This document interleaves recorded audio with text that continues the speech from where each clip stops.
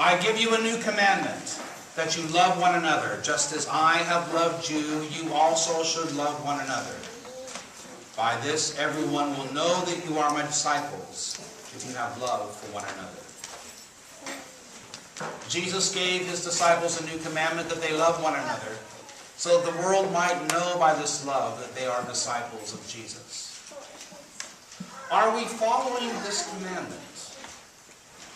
Is everything we do or say an embodiment of the love of God?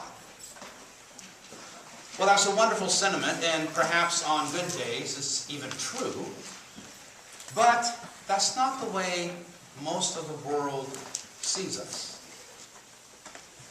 We might consider our local church to be filled with love, but that's not the way that Christianity is viewed by many of the folks standing on the outside looking in. I want to suggest a book to you.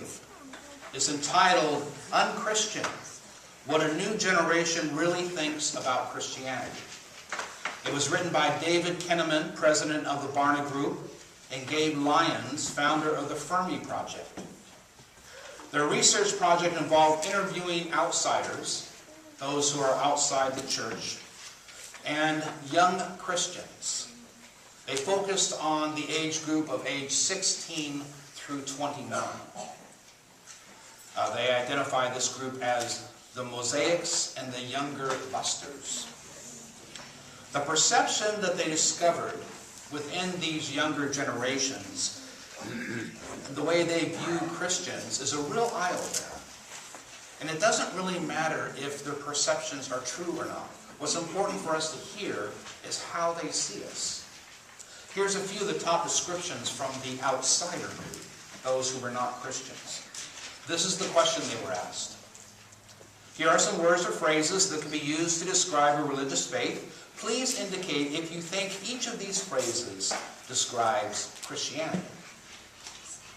Of this outsider group, 87% perceive the Christian church as judgmental. 87%. 85% saw the church as hypocritical. And 75% found the church to be too involved in politics. Now, what about those young people who were within the church, have been raised in the church? Among that group, 52% found the church to be too judgmental. 47% found the church to be hypocritical, and 50% found the church to be too involved in politics. Kind of surprising numbers. Like I said, it doesn't matter if they're true or not. Perceptions do matter. Here's a few more good insights from the authors of that book.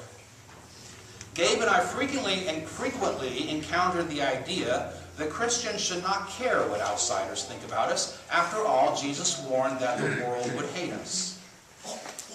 However, before you dismiss the unchristian perception as just Christians doing their duty, realize that the challenge runs much deeper. The real problem comes when we recognize God's holiness, but fail to articulate the other side of his character, grace. Jesus represents truth plus grace. Embracing truth without holding grace in tension leads to harsh legalism, just as grace without truth devolves to compromise. Still, the important insight based on our research is that the Mosaics and Busters rarely see Christians who embody service, compassion, humility, forgiveness, patience, kindness, peace, joy, goodness, and love. Should we care about what people think? Gabe and I began to realize that the more important question was, what if the young outsiders are right about us? What is missing in our portrayal of the Christian faith to new generations? If we have failed to represent the grace that Jesus offers, if we have been poor representatives of a holy and loving God, then absolutely what they think about us matters. If we have been unchristian, then we bear responsibility for the problem and the solution. I go a little bit further than the authors of this book. I would suggest that it matters very much what those outside the church think of us. Why? Because the mission of the church, found in the back of every Book of Common Prayer, is to restore all people to unity with God and one another. Our mission is to restore all people to unity with God. Not just the Christians, but all people. So how do we go about removing this stumbling block to a better image? Since I know some of you want to get home before lunch, I can't fully cover this topic.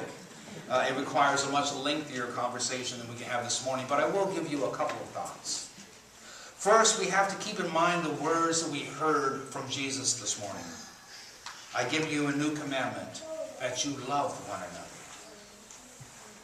Now, I know some will tell us that love is an emotion. Others will tell us that love is all about brain chemistry. As I've suggested before, I believe love is a choice. Regardless of how we feel, regardless of what is going on in our brain, we can choose to respond to every person with the love of God. Love is not a feeling. Love is a choice. And let's talk about the particular love we're talking about this morning, the love of God. You might remember Jesus' summary of the law, love the Lord your God with all your heart, mind, and soul, and love your neighbor as yourself. That comes first. It's through that relationship with God that we grow to understand what the word love means. We have to be in a relationship of love with God first before we can honestly express the love of God to our neighbor. Keep the cross in mind. We have the vertical line, which is our relationship with God, which comes first, and then the horizontal line, our relationship with our neighbor. We don't have anything to offer unless we are first in a relationship of love with God.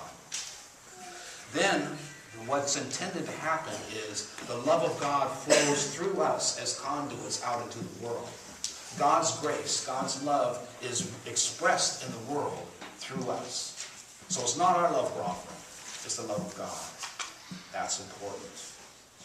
If we can keep the commandment of Jesus, that we love one another in mind, maybe we would have fewer legalistic debates among Christians, because those things wouldn't matter too much.